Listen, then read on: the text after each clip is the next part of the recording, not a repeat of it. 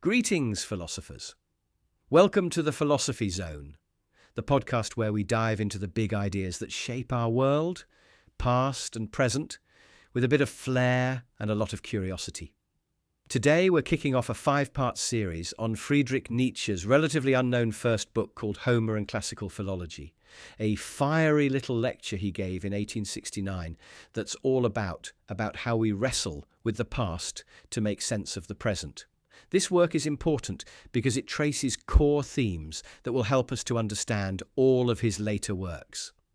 So, let's get cracking. Picture a 24-year-old Nietzsche, barely out of university, stepping up to a podium in Basel, Switzerland, to tell a room full of stuffy academics they're doing it all wrong. It's bold, it's brash, and it's pure Nietzsche. So let's get into it. Episode 1. The Young Nietzsche and the World of Philology. Imagine you're a young scholar in 1869 and you've just landed a dream job, Professor of Classical Philology at the University of Basel. You're not even 25, you haven't finished your doctorate, and yet you're teaching alongside some of the sharpest minds in Europe. That's Friedrich Nietzsche's life as he prepares this lecture. Born in 1844 in a small German town, Nietzsche was a prodigy. He was reading Greek and Latin as a teenager, scribbling poetry, and soaking up the intellectual ferment of 19th century Germany. His mentor, Friedrich Ritschl, was a rock star in the world of philology, the study of ancient texts, especially from Greece and Rome. Ritschl saw something special in Nietzsche, recommending him for the Basel job when he was still a student. That's the kind of confidence we're talking about here, a young man with big ideas and bigger ambitions. Now, let's talk about philology, because it's the beating heart of this lecture.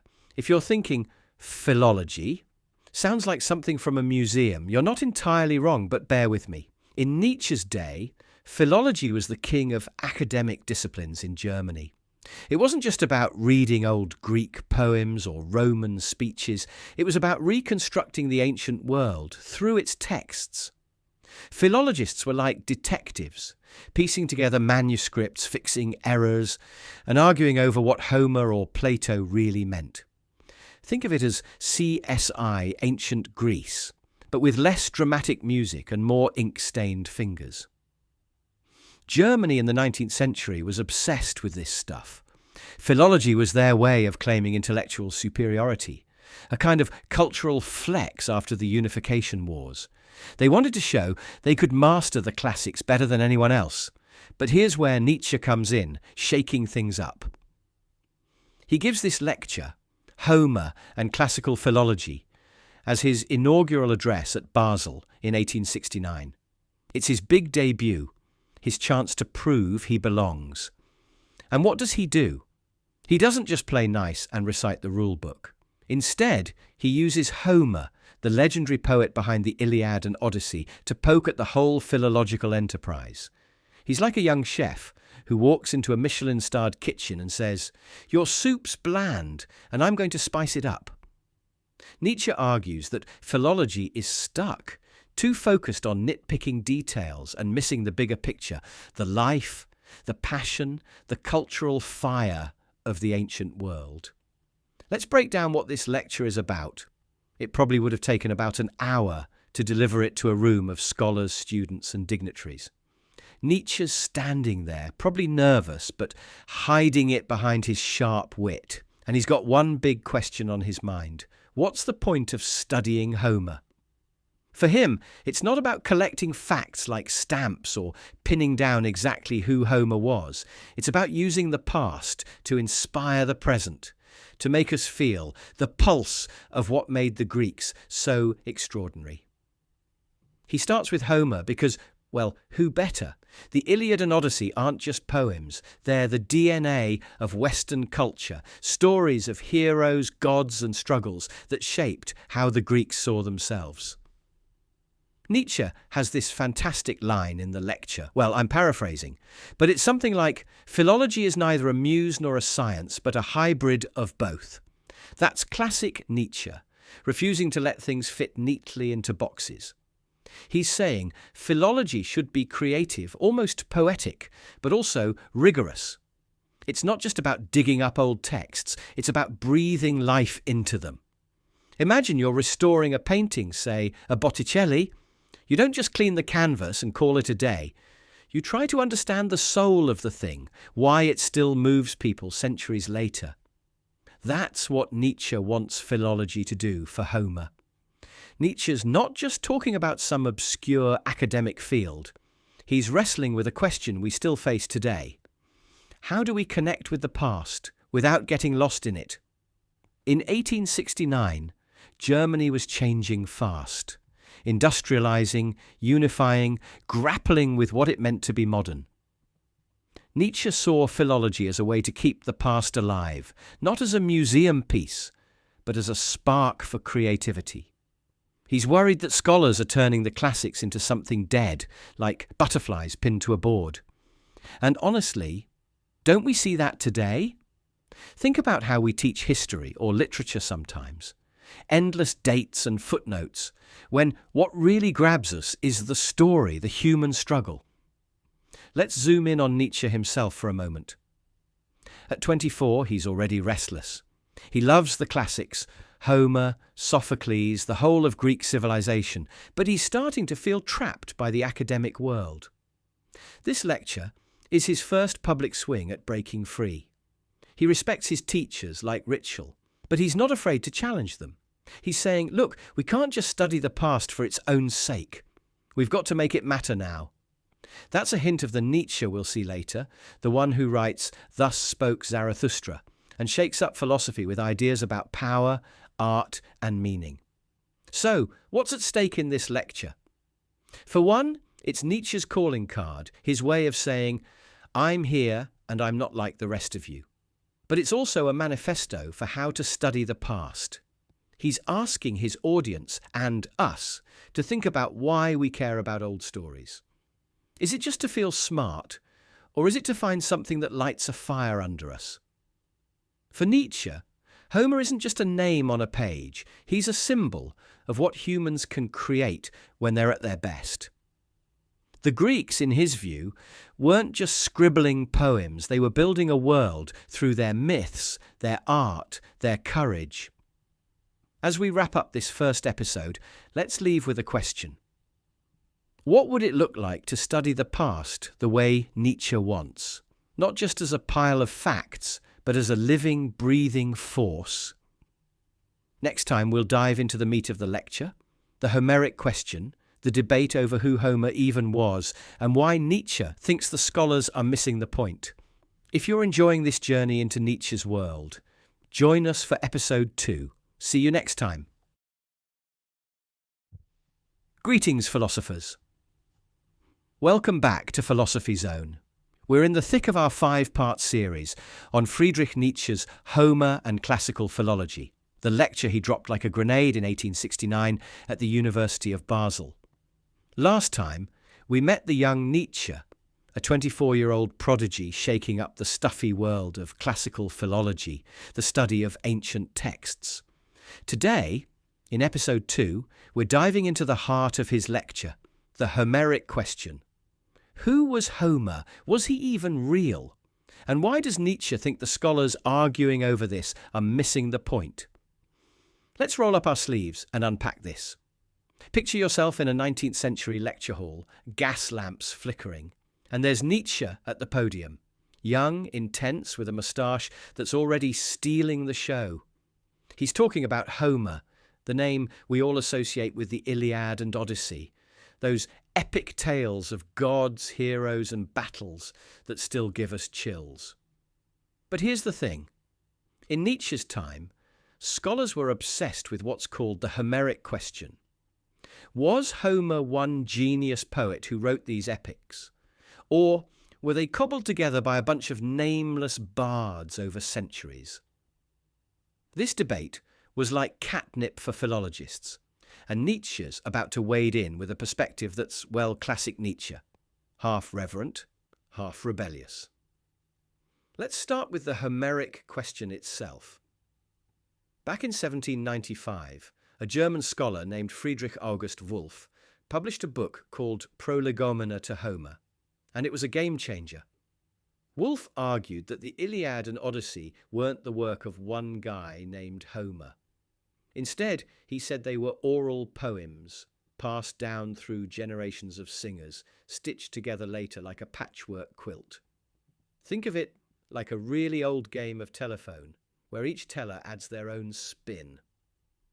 Woolf's idea was radical because it challenged the romantic notion of Homer as a lone, Shakespeare-like genius.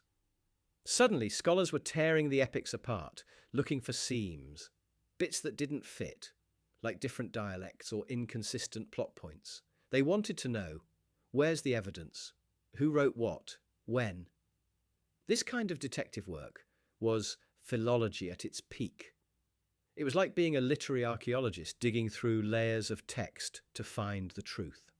By the time Nietzsche's giving his lecture, this approach, called the analytical school, was all the rage.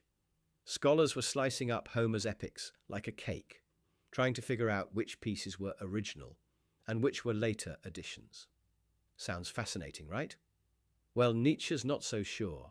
He steps up and says, "Hold on, you're missing the forest for the trees. Here's where Nietzsche gets spicy." He doesn't outright dismiss Woolf or the analytical scholars. He's too smart for that. He gets that their work is rigorous, that they're trying to understand how these texts came to be. But he thinks they're so focused on breaking the epics into bits that they're losing sight of what makes them special.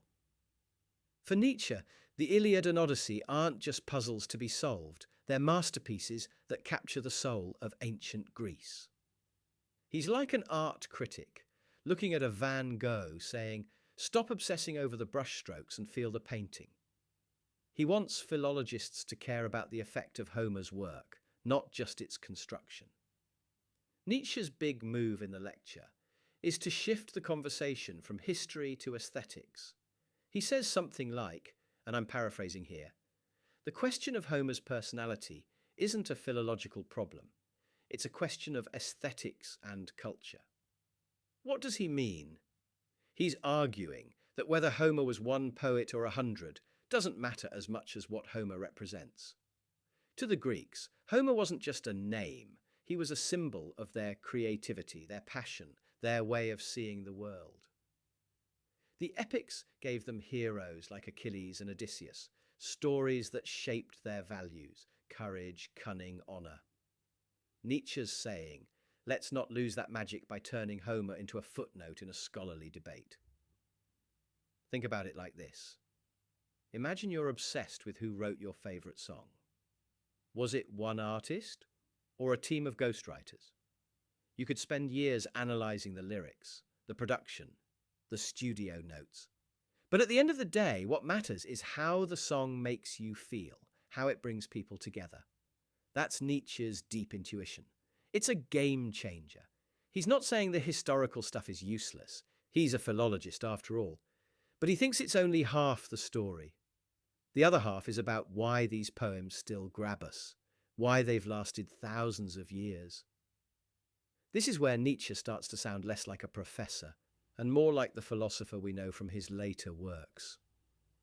He's already hinting at ideas he'll flesh out in The Birth of Tragedy a few years later, where he talks about art as a way to give life meaning. For Nietzsche, Homer's epics are more than texts. They're a kind of cultural glue, holding the Greek world together through shared myths. He's worried that philology, with its scalpels and microscopes, is cutting that glue to pieces. It's like taking apart a cathedral to study the bricks. You might learn something, but you lose the awe of the whole. Now, let's be fair to the philologist for a second. The analytical approach wasn't just academic navel-gazing. It was groundbreaking in its own way. Woolf and his followers were trying to be scientific, to treat texts like data. In a world where people used to take ancient stories at face value, that's a big deal. But Nietzsche's point is that science alone isn't enough. He wants philology to be more than a lab report. He wants it to inspire, to connect us to the vitality of the past. It's like he's saying, yes, study the texts, but don't forget why we care about them in the first place. This tension between science and art, facts and feelings, is what makes Nietzsche's lecture so juicy. He's not just talking about Homer, he's challenging how we approach knowledge itself. Are we here to dissect the past or to learn from it, to catalogue it or to let it move us? These are questions that hit home today. Think about how we argue over history or literature now. Endless debates about what's authentic or accurate. Nietzsche's like, sure, but don't forget the bigger picture. Why do these stories matter to us? As we close out this episode, let's sit with that idea. Nietzsche's not throwing out the Homeric question. He's asking us to ask better questions. Not just who was Homer, but why does Homer still speak to us? Next time, we'll explore how Nietzsche wants to reinvent philology itself, turning it into a tool for cultural renewal. If you're loving this dive into Nietzsche's world, hit that like button, subscribe, and join us for episode 3. This has been the Philosophy Zone, where ideas spark and stories live. See you next time. Greetings, philosophers. Welcome back to the Philosophy Zone, where we dive into the wild, wonderful world of big ideas with a touch of passion and a lot of clarity. We're now on episode 3 of our 5-part series, exploring Friedrich Nietzsche's Homer and Classical Philology, the groundbreaking lecture he delivered in 1869 as a young professor in Basel. What we've uncovered here is like a golden thread that we can trace through the rest of his writings.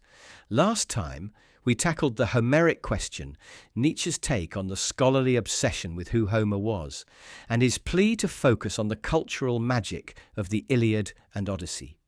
Today, we're going deeper into Nietzsche's vision for a new kind of philology, one that doesn't just dust off ancient texts, but uses them to spark life in the modern world. So, let's jump in and see what this 24-year-old firebrand has in store. Imagine you're in Nietzsche's shoes, standing before a room of buttoned-up academics in 1869. You're young, brilliant, and already itching to break the mould. Philology, the study of ancient texts, is the pride of German universities, but to you, it's starting to feel like a museum. Scholars are busy analysing every comma in Homer's epics, arguing over who wrote what, when. But Nietzsche's not here for that. He's got a bigger dream. He wants philology to be a bridge between the ancient world and the present, a way to make the past sing again. This lecture, Homer and Classical Philology, is his manifesto for turning a dry academic field into something alive, something that can shake up culture itself. Let's set the stage. Nietzsche loves the ancient Greeks. He's fascinated with their energy, their art, their myths. To him, the Greeks weren't just a civilization. They were a high point of human creativity, a people who turned life's chaos into stories and sculptures that still take our breath away. And Homer, the poet or poets behind the Iliad and Odyssey, is the poster child for this. Nietzsche sees these epics as more than old poems. They're the heartbeat of Greek culture, stories that gave the Greeks a sense of who they were. Think of it like a nation's anthem or a blockbuster movie that defines a generation. Homer's epics were that for ancient Greece. But here's the problem as Nietzsche sees it. Philology, the field meant to study these treasures, is getting it wrong. Too many scholars are treating Homer's works like fossils, picking them apart to find historical truths while ignoring their power to inspire. Nietzsche's got a great line. Well, I'm paraphrasing, but it's something like, we must serve the past, not as slaves, but as its rejuvenators. He's saying, philology shouldn't just catalogue the past, it should bring it to life, make it matter to us now. It's like the difference between studying a painting by Caravaggio to count its brushstrokes versus letting its drama and light hit you in the gut. So, what's Nietzsche's big idea?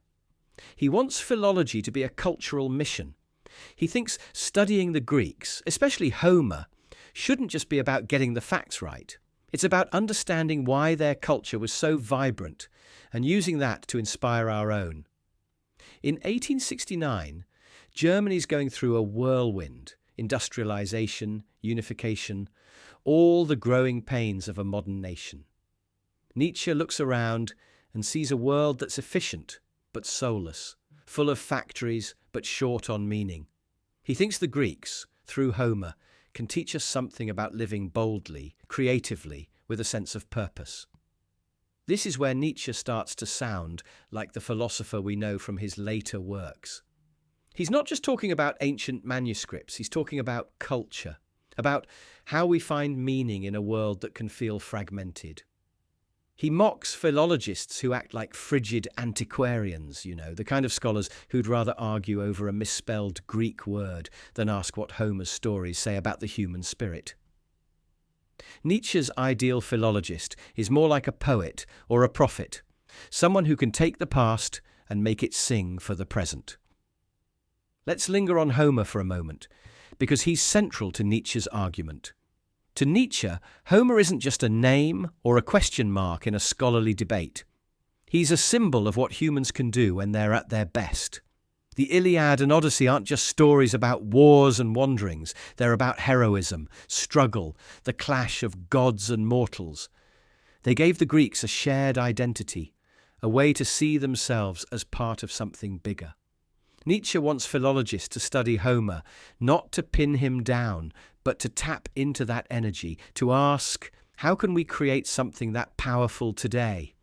This idea feels personal for Nietzsche. He's not just critiquing his colleagues, he's grappling with his own role as a scholar.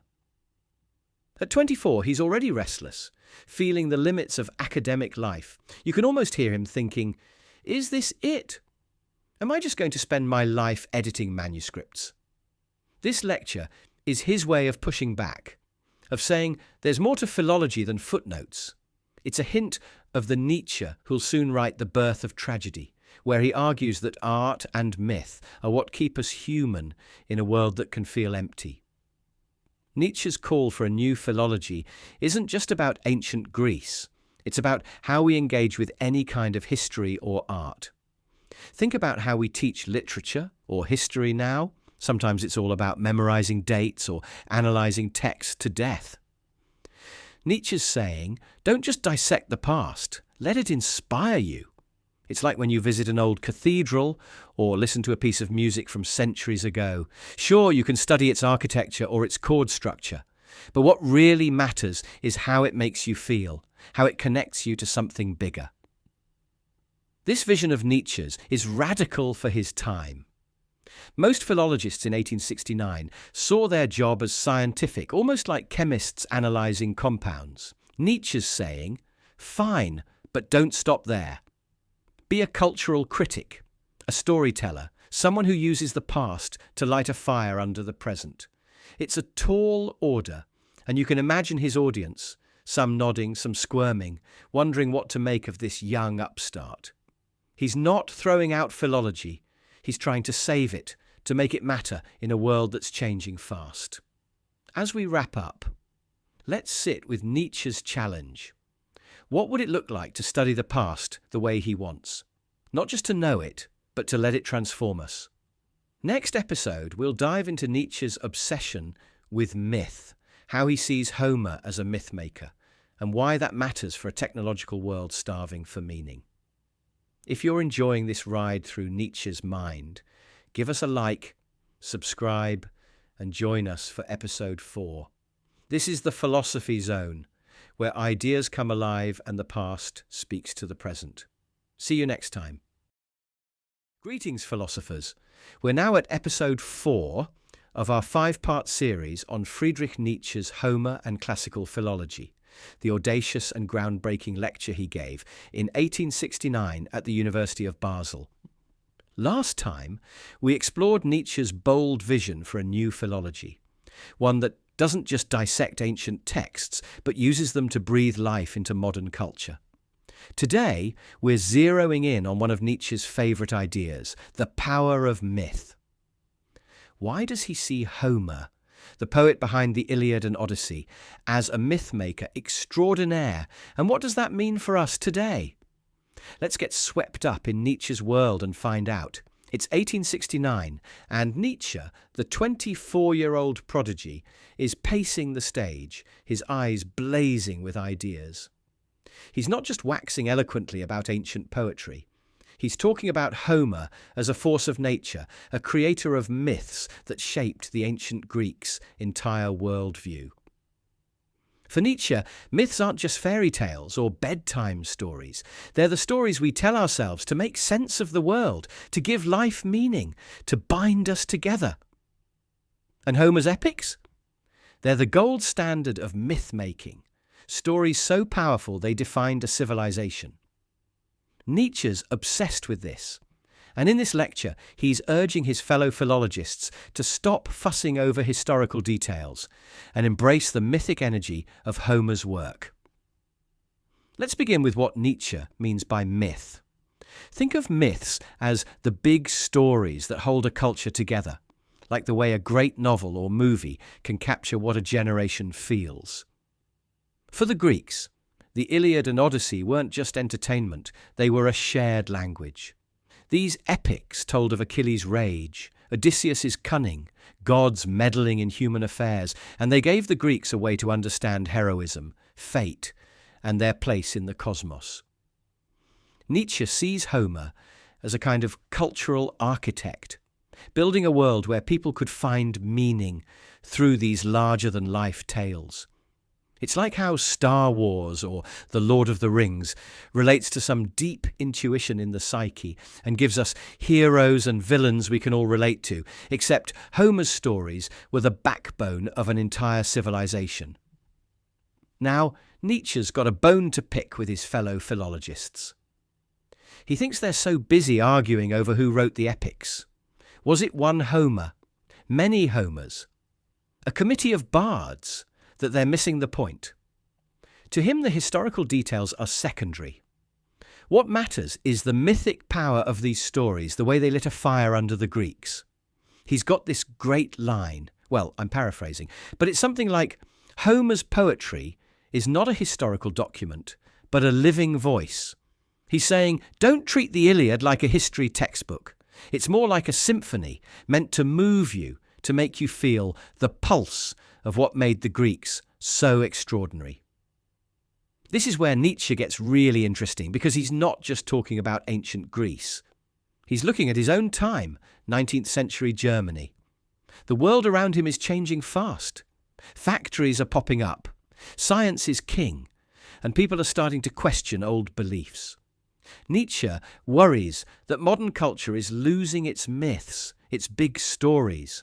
Without them, he thinks we're left adrift, with nothing to inspire us or hold us together. It's like living in a world of spreadsheets and no poetry. For Nietzsche, studying Homer isn't about solving a puzzle. It's about rediscovering that mythic spark, something to counter the cold, mechanical feel of technological modernity. This idea of myth versus history is central to the lecture. Nietzsche's not against history. He's a scholar, after all, but he thinks philology's obsession with pinning down facts, like who wrote what line when, is killing the spirit of the epics.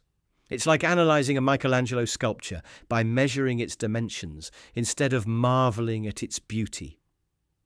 Nietzsche wants philologists to tap into the mythic energy of Homer, to ask what made these stories so powerful? How did they shape the Greeks? And how can we use that to inspire our own culture? He's almost pleading with his audience to see the past not as a collection of facts, but as a source of life. You can hear echoes of the romantic thinkers in this. People like Schiller, who believed art and imagination could heal a fractured world. But Nietzsche's got his own twist. He's not a dreamy poet waxing nostalgic. He's all about vitality, energy, the raw power of human creativity. For him, Homer's myths aren't just pretty stories. They're a call to live boldly, to create something great. This is a young Nietzsche starting to flex the muscles he'll use in later works, like The Birth of Tragedy. where he argues that art and myth are what save us from despair. Already in this lecture, he's laying the groundwork for those big ideas. Zooming out.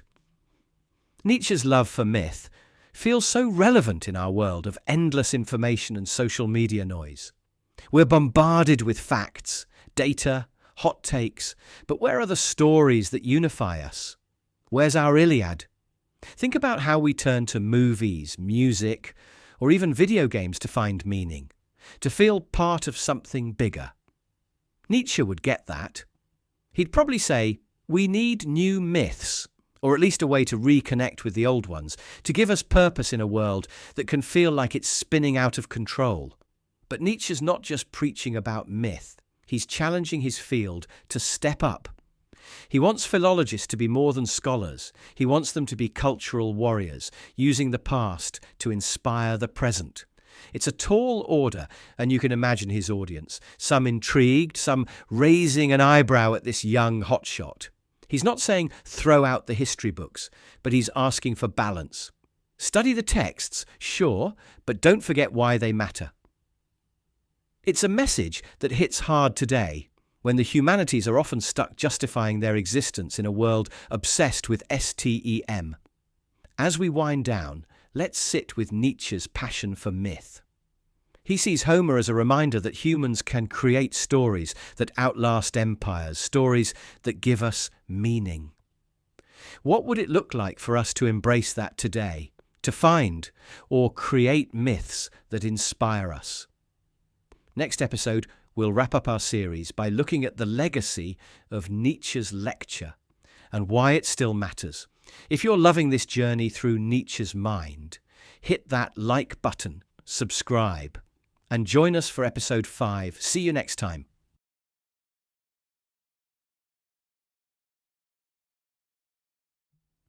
Greetings, philosophers. We've reached the final stop in our 5-part series on Friedrich Nietzsche's Homer and Classical Philology, the fiery lecture he delivered in 1869 at the University of Basel. Over the past episodes, we've seen Nietzsche, the 24-year-old prodigy, take on the world of philology, champion Homer as a mythic force, and call for a scholarship that doesn't just study the past, but makes it sing for the present. Today, in episode 5, we're wrapping it all up by looking at the legacy of this lecture, its place in Nietzsche's life, and why it is the skeleton key that unlocks all of his later writings. Exciting stuff! So, let's dive in one last time. Picture Nietzsche in that Basel lecture hall, his voice cutting through the air, challenging a room full of scholars to rethink their craft. Homer and Classical Philology isn't just a talk about ancient Greek poems, it's a young man's manifesto, a declaration that studying the past should be about more than facts and footnotes. It should inspire us to live better, create boldly, and find meaning. This lecture is Nietzsche at his most hopeful before he became the philosopher of Thus Spoke Zarathustra, or Beyond Good and Evil. But it's also a turning point, a moment where he's already starting to break free from the academic cage. Let's unpack what this lecture meant then and why it still matters now. First, let's talk about how this lecture landed in 1869. Nietzsche was a newcomer, a young professor, thrust into the spotlight at one of Europe's top universities. His audience, seasoned scholars, students, local bigwigs, must have been curious, maybe skeptical. When he stood up and critiqued philology's obsession with dissecting texts like Homer's Iliad and Odyssey, while calling for a more vibrant, culturally engaged approach, it was bold. Some loved it. They saw a fresh voice shaking things up. Others, like the future philology titan Ulrich von Wilamowitz-Moellendorff, weren't so thrilled. Wilamowitz later attacked Nietzsche's next work, The Birth of Tragedy, partly because he thought Nietzsche was straying too far from scholarly rigour. This lecture was a spark, lighting both admiration and controversy.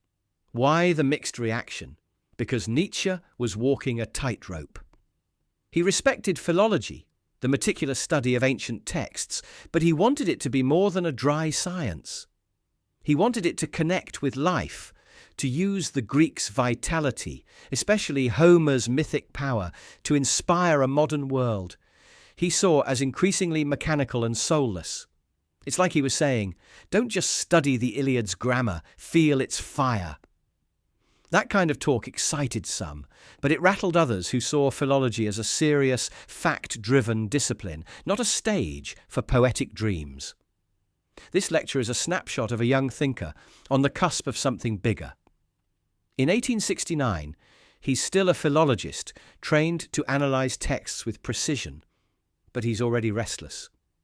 You can hear it in his words. There's a philosopher itching to get out. Just 3 years later, he publishes The Birth of Tragedy, where he dives deeper into the Greeks, arguing that their art and myths were a way to face life's chaos. The seeds of that book are here, in his call to make philology a cultural force, not just an academic exercise. This lecture is Nietzsche testing the waters, asking, can scholarship be more than scholarship? Can it change the world? Did Nietzsche's vision catch on? Not exactly. Philology didn't suddenly transform into the vibrant, culture-shaping field he dreamed of. Most philologists kept doing what they did best, digging into texts, debating details. But Nietzsche's ideas left a mark. Over time, his call for a broader, more humanistic approach influenced fields like literary studies and cultural history. Today, scholars in what's called reception studies look at how ancient texts like Homer's epics shape modern culture, movies, books, even video games. That's Nietzsche's spirit at work, even if he didn't live to see it. He wanted the past to speak to the present, and in a way that's happening now. Nietzsche's big question, how do we make the past matter, is as urgent as ever. In our world of smartphones, AI, and endless data, the humanities often struggle to prove their worth.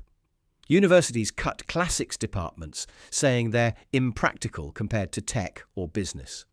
Nietzsche would hate that. He'd argue that studying Homer isn't just about old poems. It's about tapping into the human spirit, the same way a great film or song can move us. His lecture is a reminder that the humanities aren't a luxury. They're a lifeline, a way to connect with what makes us human. There's another layer here that feels personal. Nietzsche's critique of frigid antiquarians, scholars who lose themselves in details, hits home in our age of specialization. Whether it's academia, tech, or even social media, we're often so focused on the trees we miss the forest. Nietzsche's saying, step back, look at the big picture. Why do we study history, literature, art? Not just to know more, but to live better. It's like when you visit a gallery and see a painting by Titian or listen to a Beethoven symphony. It's not about the technique alone. It's about how it stirs something in you. This lecture shows us Nietzsche's heart. He's not the gloomy nihilist some people imagine.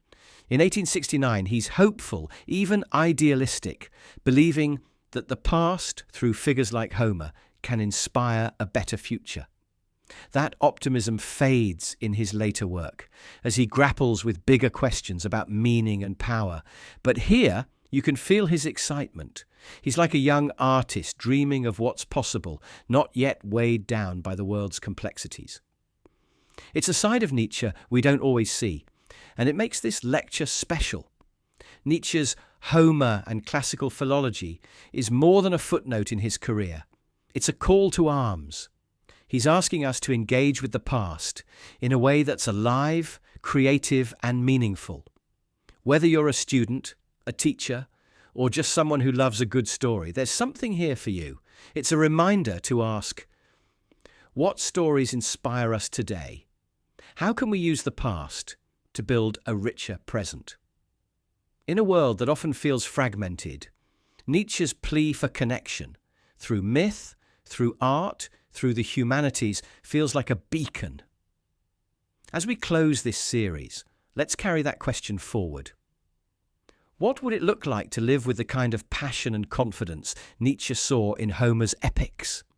To make our work, our studies, our lives a little more mythic, Thanks for joining us on this journey through Nietzsche's mind. Let us know what big ideas you want us to tackle next. See you next time.